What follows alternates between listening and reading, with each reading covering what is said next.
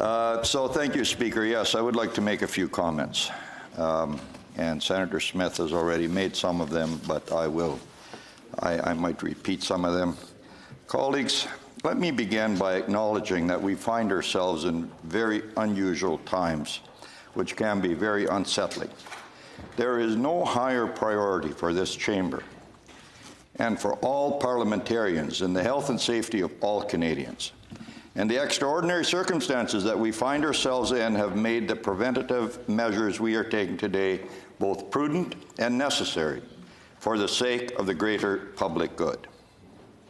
I want to also extend my best wishes to the Prime Minister, his wife, and his whole family as they deal with the impact of COVID-19 in a very personal way.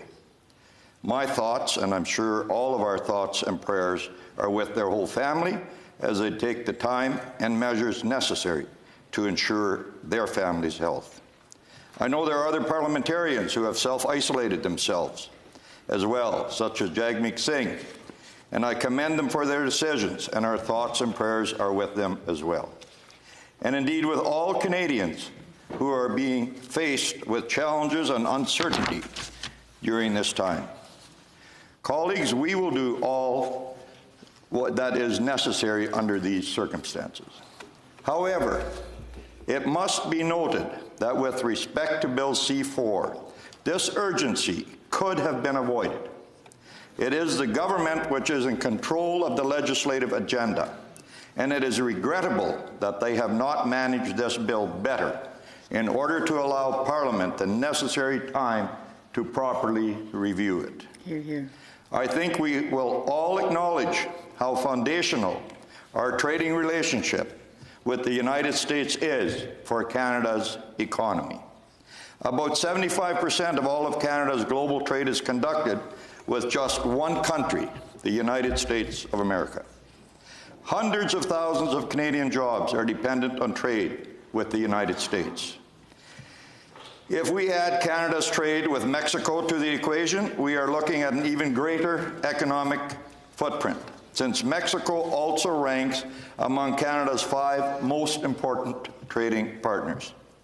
So there is absolutely no question that an agreement which secures Canada's access to the American market is vital for our economy. And in that context, there is no question that the Conservatives will support this agreement. Nevertheless, there are certain aspects of this particular agreement that should give us all pause for concern. They are issues that we as parliamentarians have to monitor in the years ahead. First, the government is lauding the agreement as a great victory in which Canada has greatly improved its position in North American trade.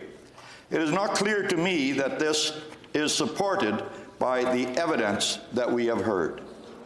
The government has said that the agreement, and I quote, secures GDP gains of $6.8 billion, or 0.249%, which would be lost if the United States withdrew from NAFTA. In other words, the government has measured the gains under this agreement against there being no NAFTA at all. It assumes that the alternative to this deal was no agreement of any kind. This assumes that the U.S. Congress and North American states would just have accepted no deal between Canada and the United States. This is a scenario that would have done immense damage to the American economy. It is difficult to imagine that the United States itself would have preferred this outcome. Yet, this is the scenario against which the government is measuring the trade agreement which it has negotiated. This approach to analyzing gains or losses under the agreement is not one which the C.D. Howe Institute has accepted. The analysis undertaken by the C.D. Howe Institute measures the agreement we have before us against the current NAFTA. Under that analysis, C.D. Howe Institute has concluded that, and again I quote, Canada's real GDP stands to shrink by 0.4%, and economic welfare will fall by over $10 billion. The This is certainly a less rosy analysis than what the government is providing.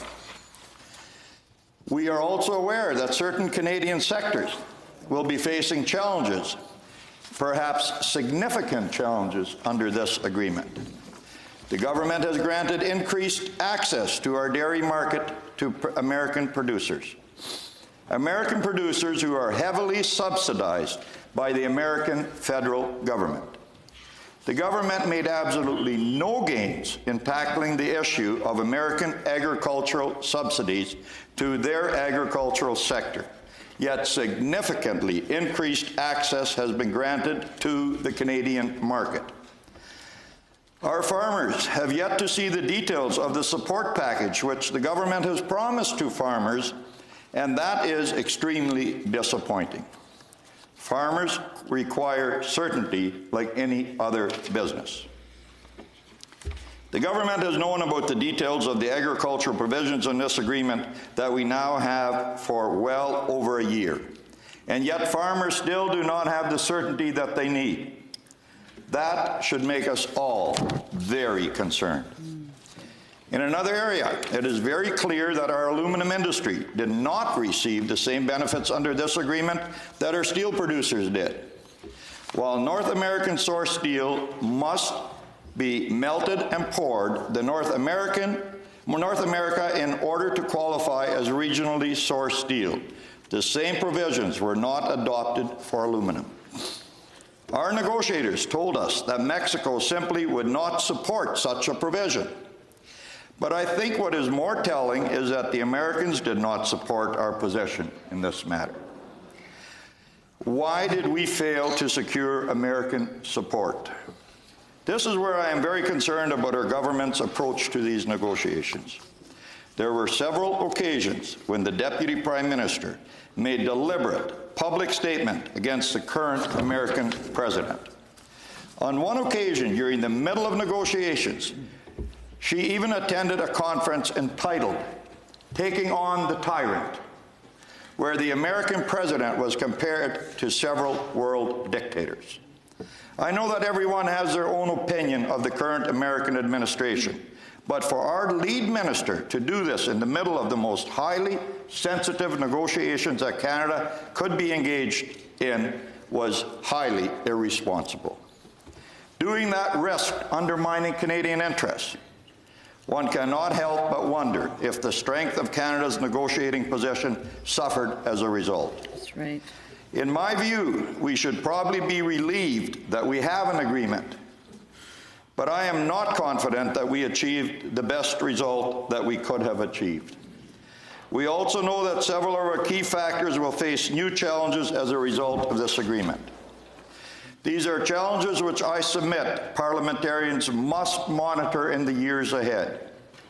It will be Parliament's job to ensure that the government is not only positioning Canada to take full advantage of this agreement, but also to ensure that it is standing up and supporting sectors that will have been made more vulnerable under this agreement.